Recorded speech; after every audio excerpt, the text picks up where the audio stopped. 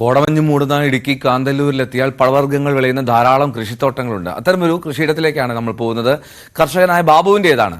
ആപ്പിളും ഓറഞ്ചും പ്ലമ്മും മാതളവും എല്ലാം വിളഞ്ഞു കിടക്കുന്ന മനോഹര കാഴ്ച കാണാൻ നിരവധി സഞ്ചാരികളാണ് ഇവിടേക്ക് എത്തുന്നത്. സഞ്ചാരികൾ ധാരാളമായി എത്തുന്ന ഇടുക്കി കാന്തല്ലൂരിലെ മനോഹര കാഴ്ചകളിൽ ഒന്നാണ് പഴവർഗ്ഗങ്ങൾ വിളയുന്ന കൃഷിയിടങ്ങൾ. കാർഷിക മേഖലയും വിനോദസഞ്ചാര മേഖലയും ഒത്തുപോകുന്നു എന്നതാണ് കാന്തല്ലൂരിന്റെ പ്രത്യേകത. പച്ചപുതച്ച കൃഷിയിടങ്ങളിൽ പഴവർഗ്ഗങ്ങൾ മൂപ്പെത്തി പാകമായി വരുന്ന കാഴ്ച സഞ്ചാരികൾക്ക് കൗതുകം നൽകുന്നതാണ്. അത്തരമൊരു കൃഷിയിടമാണ് കർഷകനായ ബാബുവിന്റേത്.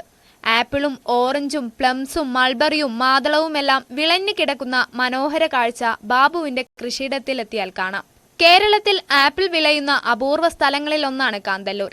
കൃഷിയിടം കാണാൻ സഞ്ചാരികൾ ധാരാളമായി എത്തുന്നുവെന്ന് ബാബു പറയുന്നു. ഞാനിവിടെ വന്നിട്ട് ഒരു 48 വർഷത്തോളമായി.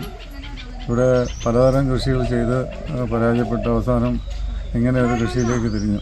ഏതാണ്ട് കോവിഡ് കാലം മുതൽ അതിന് ശേഷം ഈ ടൂറിസ്റ്റുകളെ അകത്തേക്ക് പ്രവേശിപ്പിക്കുന്നുണ്ട്.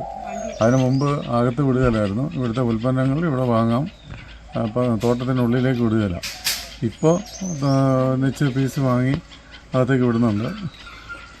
ഇവിടെയുള്ള ഉൽപ്പാദിപ്പിക്കുന്ന സാധനങ്ങളെല്ലാം ഇവിടെ തന്നെയാണ് വിൽക്കുന്നത്. പിന്നെ ഗസ്റ്റുകൾ വരുന്ന അവരുടെ സൗകര്യം അനുസരിച്ച് കൂടെ ഗൈഡിനെ വിടും, അവർ പറഞ്ഞു കൊടുക്കും. സ്നോലൈൻ എന്ന പേരിലുള്ള ബാബുവിന്റെ ഫാമിൽ രാവിലെ മുതൽ കൃഷിയിടം കാണാൻ സന്ദർശകർക്ക് അവസരമുണ്ട്.